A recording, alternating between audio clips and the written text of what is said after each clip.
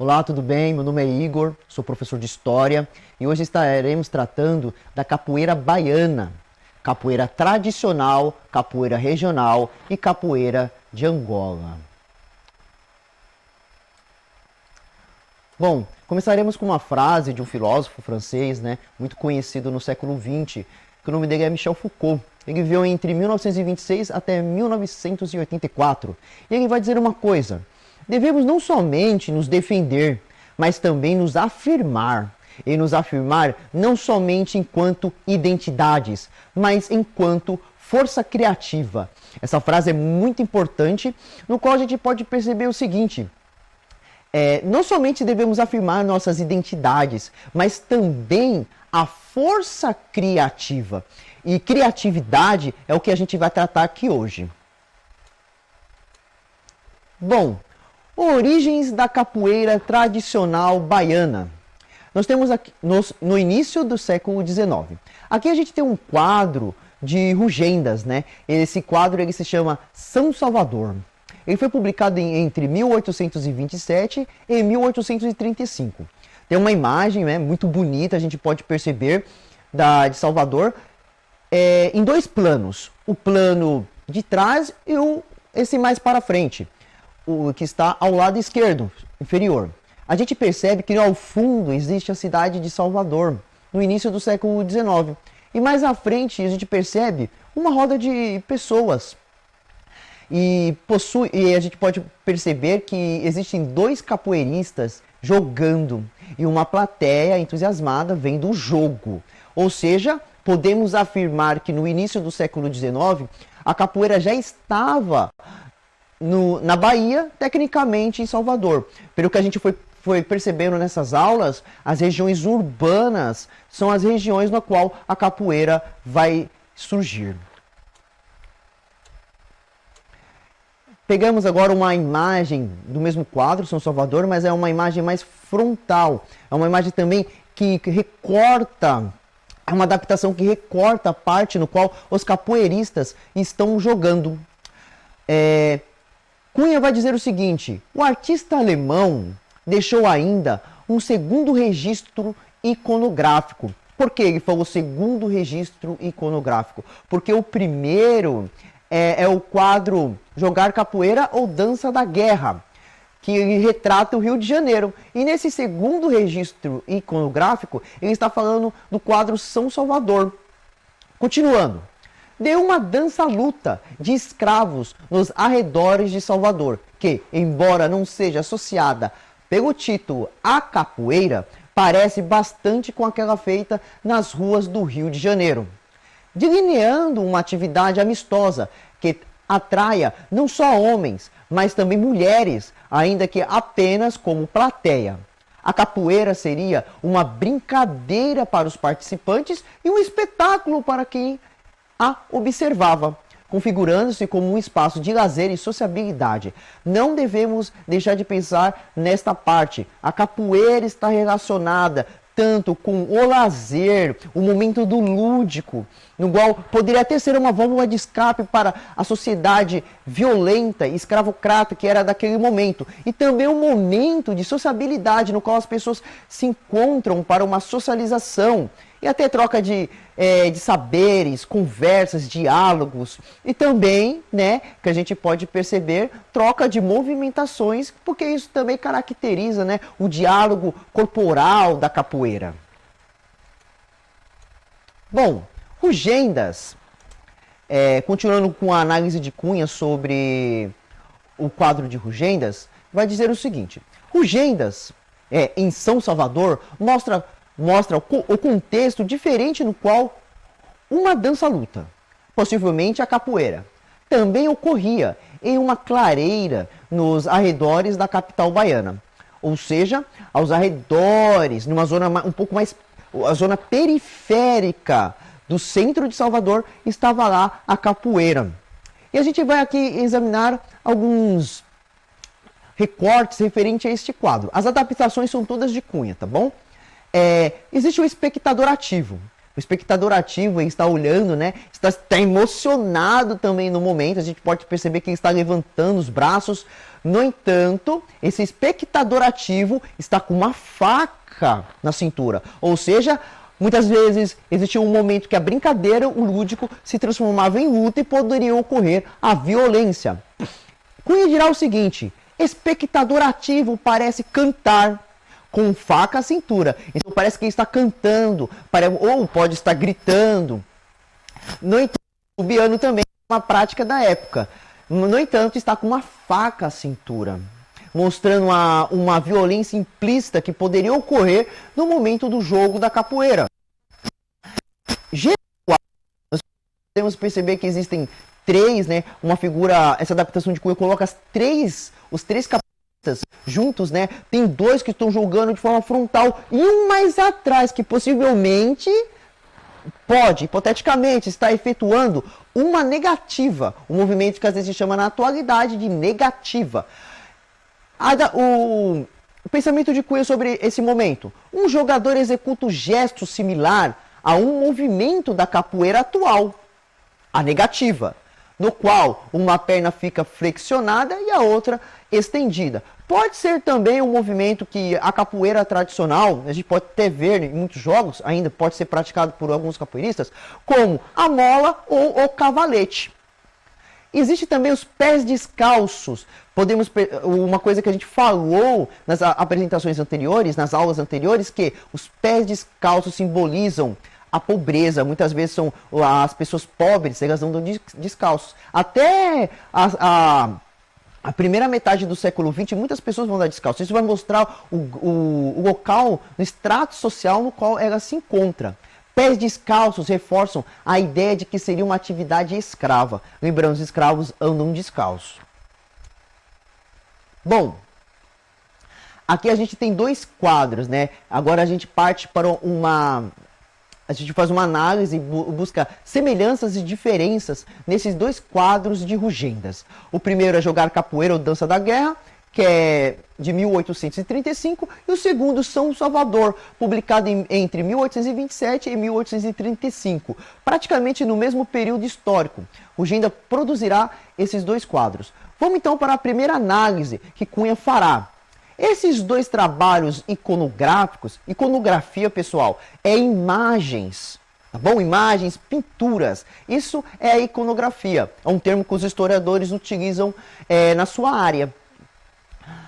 Esses trabalhos iconográficos de Rugendas expõem outro ponto importante: a ausência do berimbau, principal símbolo da capoeira no século XX, na capoeira praticada no início dos 800. Então, pessoal, a gente pega nessa relação, a gente está relacionando os dois quadros e a gente percebe o seguinte: não existe o berimbau no início da capoeira, tanto no Rio de Janeiro como em Salvador. Não existia berimbau. Hoje em dia o berimbau é colocado, como a gente pode pegar esse fragmento de Cunha, como um símbolo da capoeira. No entanto, quando a gente pega um processo, um período histórico muito mais antigo, a gente percebe que o berimbau não está incluído na capoeira e que a inclusão dele é muito recente, comparado à história da capoeira em si.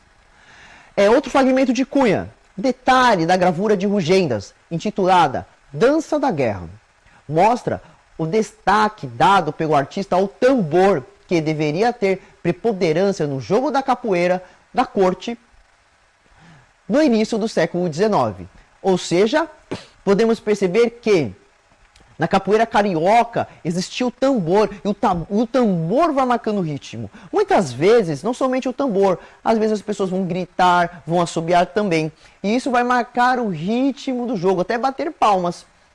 No quadro que a gente tem ao lado direito, que é São Salvador, não tem nenhum objeto marcando o ritmo. No entanto, pode ser que o canto, as palmas, subios também podem estar marcando o ritmo do jogo ou luta. Em 1998, o sociólogo Luiz Renato Vieira e o historiador Matias Assunção destacaram a possibilidade de que existia um berimbau na gravura de Rugendas na gravura, a pintura ou iconografia, ou fonte iconográfica, dança da guerra, ressaltando que o instrumento chegou a ser retratado com destaque por outro artista da época, Debré, sem qualquer vínculo com a capoeira. Esta observação merece atenção. Em sua obra Viagem Pitoresca e Histórica ao Brasil, Debré descreve o urucungo como um dos instrumentos dos negros benguelas de Angola, chamados pelo viajante de trovadores africanos, sendo retratado pelo pintor nas mãos de um velho escravo negro indigente. Ou seja, essa afirmação é muito interessante. E a gente pode perceber que existia sim um berimbau no século XIX, mas o berimbau ele não estava associado à capoeira. A gente percebe nessa imagem de Debré, que é um negro trovador que contava histórias, né? E também está em um processo de mendicância também na sociedade. A afirmação de Cunha sobre a imagem. A gravura de Debré, da década de 1820, retrata um trovador africano, andando nas ruas, contando histórias, falando poemas. Um velho escravo indigente. Muitas vezes os escravos, quando chegavam a um certo período de vida, o seu proprietário jogava eles à rua, não queria mais eles. Com um urucungo nas mãos, urucungo é um berimbau, percutindo com uma varinha bem ao modo dos capoeiristas de hoje, porém usando o dedo em vez da pedra ou dobrão. Muitas vezes utilizavam mesmo o dedo e não a pedra e nem o dobrão, para fazer variações, as variações rítmicas, os toques. Ao lado, um menino carrega uma cana de açúcar. Bom, então a gente percebeu nessa imagem aí que o berimbau estava associado a um trovador, a mendicância, a uma pessoa que queria chamar o público, ter a atenção do público. Bom, temos aqui uma outra imagem, a pintura As Mulheres do Mercado do Rio de Janeiro, de Henry Chambers, no século XIX. Retrata o uso do berimbau por um vendedor, no fundo, à esquerda. A ligação da capoeira com o berimbau parece, assim, ter se firmado no início do século XX, na capoeira baiana. A afirmação do berimbau ocorre no final do século XIX, para o início do século XX, na capoeira baiana. Não era na capoeira carioca, ou pernambucana, ou paulista. Foi na capoeira baiana que ocorreu esta ligação entre colocar o berimbau junto à capoeira ou a capoeira ao berimbau. Então essa imagem é muito interessante, que a gente percebe que ao lado esquerdo, né, nesse mercado, né, uma pequena feira também pode ser, né, que estão vendendo muitas coisas, né? Os escravizados estão vendendo muitas vezes esses escravos são escravos de ganho, né? Ou seja, o que seria um escravo de ganho? Aquela pessoa que trabalha, né, na região urbana e parte do dinheiro que ela recebe pela venda, ela dá para o seu dono e um pouco fica para ela. E ao lado esquerdo tem um tocador de berimbau. E esse vendedor ele está chamando o público. Como hoje em dia você vai numa feira, né? Nós podemos ir numa feira e a gente percebe o seguinte, que os vendedores estão gritando, né? Para chamar a clientela. E ele estava usando o berimbau neste momento para chamar a clientela. Bom, é possível, através da observação das gravuras, e desenhos da época, supor que o acompanhamento musical veio depois. O acompanhamento musical na capoeira com o berimbau veio no final do século XIX e início do século XX. O máximo que tinha era um tambor, assobios, gritos. E também pode ser que alguém estava cantando. Não podemos eliminar essa possibilidade também. Veio depois. Apesar de não ser taxativo o fato de que a capoeira era inicialmente composta apenas por golpes. Como a gente estudou nas aulas anteriores, a capoeira carioca não tinha música, então era os golpes mesmo. Era mais voltado para a luta, né, em certos momentos. Essa afirmação é de Bonfim. Temos duas afirmações de Cunha. Podemos afirmar que a capoeira do século XIX tinha seu ritmo marcado por palmas, assobios e gritos, né? palmas, assobios e gritos. A capoeira, o ritmo poderia ser marcado dessa maneira. Em muitas ocasiões, também surge a batida do tambor, como responsável pela cadência dos jogadores. Então, às vezes, o tambor também vai ser utilizado. Essa afirmação de Cunha fideliza isso que a gente está afirmando neste momento. Cunha também dirá: a adoção do berimbau como instrumento visceralmente ligado à capoeira ocorreu nesse período, início do século XX. Cunha afirma: início do século XX vai começar a associação entre berimbau e capoeira ou capoeira ao berimbau. Uma sobreposição do arco musical ao tambor, ou seja, quando ocorre essa associação entre a capoeira e o berimbau, automaticamente o tambor que era utilizado muitas vezes vai ser deixado de lado. Esse sim é tratado nas gravuras dos 800 relacionados à capoeira, ou seja, o tambor. Aqui a gente tem uma imagem de um mestre muito antigo, né, da capoeira baiana, que é o mestre Tiburcinho. Ele nasceu por volta, não temos ainda a data certa do seu nascimento nem do seu falecimento. No entanto, por volta de 1870 ele nasceu, ou seja, ele nasceu provavelmente no período da escravidão, viveu o período da abolição e até o momento no qual vai surgir modalidades dentro da capoeira, como a capoeira regional ou a capoeira Angola. Ele viveu então muito a vadiação baiana e estava também nesse período, provavelmente, da junção do berimbau com a capoeira. Bom, partimos agora por uma nova parte. Capoeira tradicional baiana, final do século XIX e até meados de 1945. Pessoal, vocês se perguntaram, você que é capoeirista ou você que não é capoeirista, mas gosta de saber da história afro-brasileira, existia mesmo uma capoeira tradicional baiana? Será que a capoeira regional veio da capoeira Angola? É nesse momento que a gente vai tirar essas dúvidas. E se você tiver alguma dúvida, coloque aí no chat para nós, tudo bem? Mesmo não sofrendo a repressão sistemática de que fora vítima a capoeira carioca, a vadiação baiana tampouco foi vista com bons olhos pela polícia. Ou seja, existia uma perseguição sistemática contra a capoeira no Rio de Janeiro. No entanto, não quer dizer que não existia na Bahia, existia também na Bahia.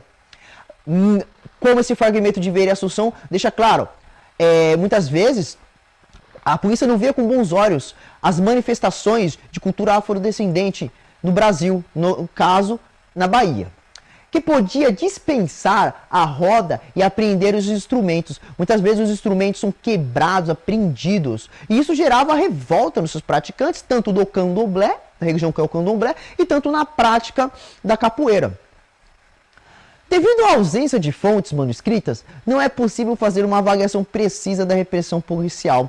Nós temos jornais, né, muitas vezes que falam das apreensões que a gente vai perceber, das blitz policiais, mas relatos policiais em si, de fontes oficiais, nós não temos sobre esse assunto. Muitas vezes a gente vai trabalhar com as fontes orais, a oralidade, né, o que os mestres antigos vão contar sobre aquele período de repressão à capoeira, tecnicamente no qual a gente está trabalhando nesse momento, na Bahia. Bom, temos aqui um fragmento de um jornal, que é o Jornal à Tarde. Esse jornal é de 2 de outubro de 1923. Assim está: o delegado Gordilho autorizou, então, uma diligência que teve o melhor êxito. Ou seja, ele fez... a gente vai perceber que ele tomou uma ação em determinado local, no qual ele conseguiu sucesso. Manuel Doré, o perigoso feiticeiro, foi apanhado em flagrante quando praticava a sua bruxaria para curar 5 mulheres que o haviam procurado. Olha os termos que é colocado no jornal: feiticeiro, bruxaria. Então são termos pejorativos, né, contra a religião que é o candomblé. O espertalhão foi conduzido ao Chilindró da primeira delegacia e bem assim as suas clientes. Na casa do feiticeiro, a polícia prendeu uma infinidade de ganzás, um quadro da Mãe da Água, capacetes, retratos de clientes, saiota vermelha e uma palmatória. Então a gente percebe que esses elementos que vão ser citados no jornal estão relacionados à religião do candomblé, ou seja, no segundo decênio do século XX, a perseguição contra as manifestações culturais de origem africana dentro da Bahia eram perseguidas. E não somente dentro da Bahia, dentro do Brasil em si. Bom, esse toque, agora uma coisa importante, né, a afirmação de Hegel, esse toque cavalaria era usado para denunciar a presença do famigerado esquadrão de cavalaria, que teve o auge de sua atuação contra o candomblé e os capoeiras, na administração do temível delegado de polícia Pedro de Azevedo Gordilho, o mesmo que está relacionado ao fragmento do jornal.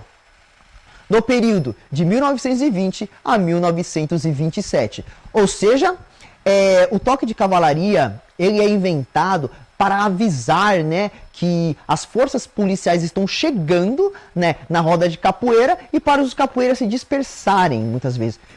O que ocorre? Muitos capoeiristas, como até um relato mesmo de uma narrativa do mestre Pastinha, que fala que na ponta do ele colocava uma pequena faca no qual ele se defendia, porque ele não queria que seus instrumentos musicais fossem quebrados pela polícia.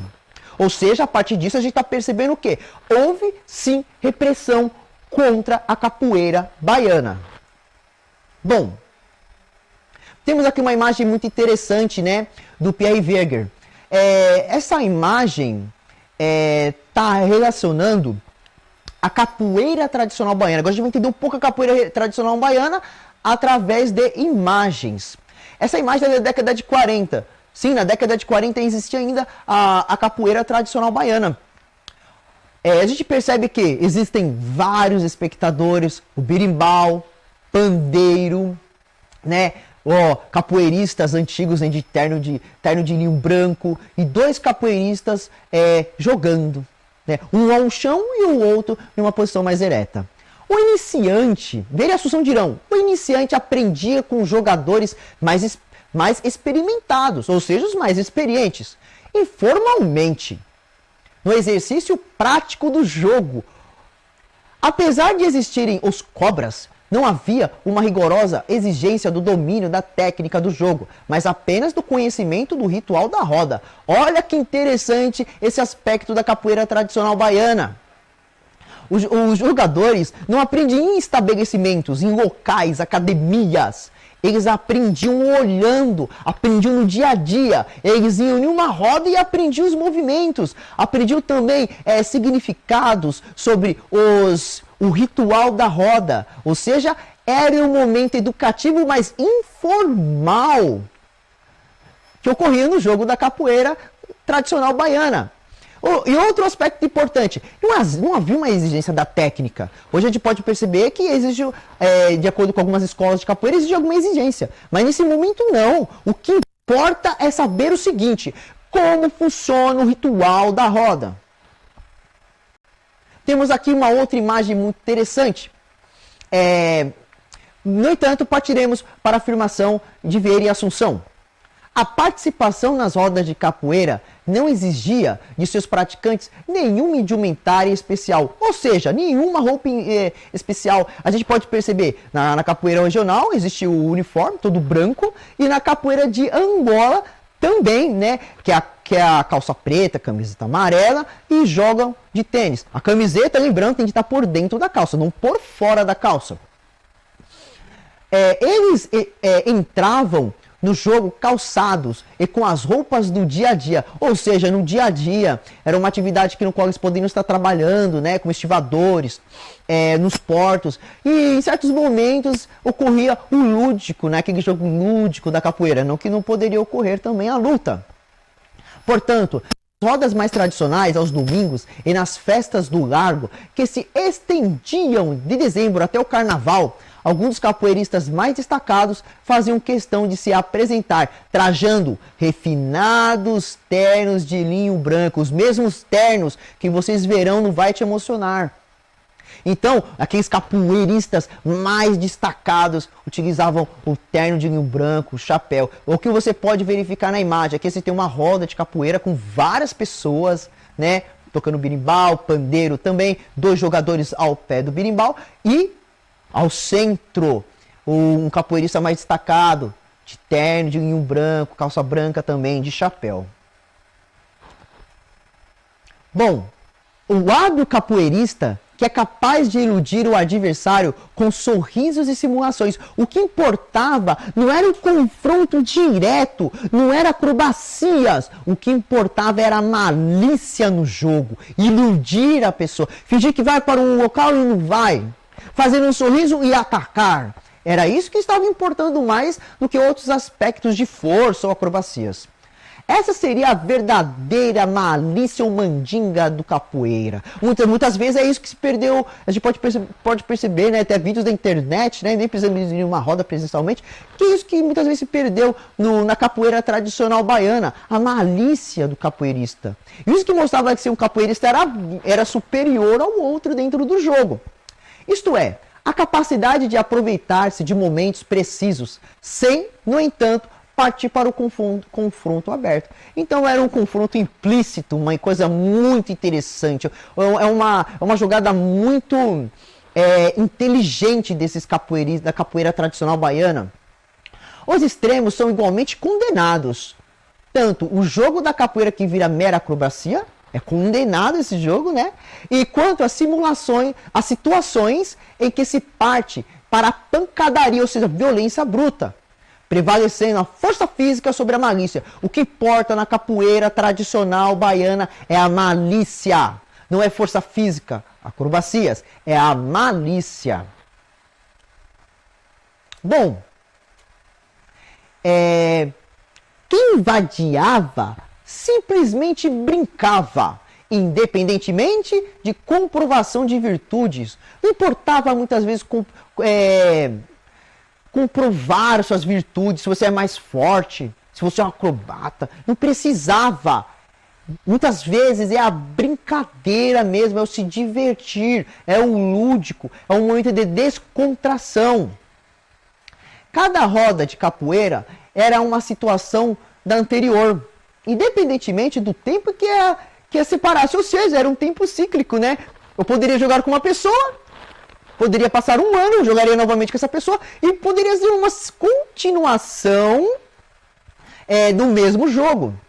A singularidade da ideia de tempo no ambiente da antiga malandragem não fragmentava a realidade, compartimentalizando o conhecimento que dela se faz. A ideia de tempo linear é uma ideia ocidental, europeia.